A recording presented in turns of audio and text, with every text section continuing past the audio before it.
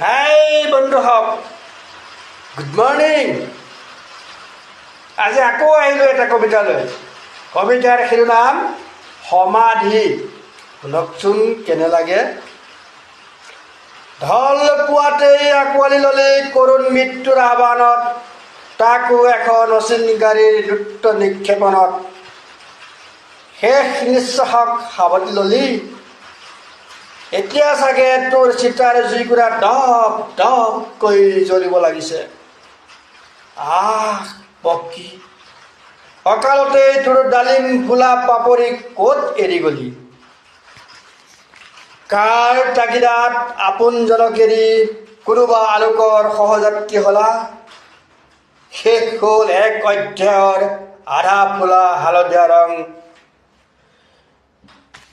খহি গ'ল, বুৰি গ'ল সখীবৰ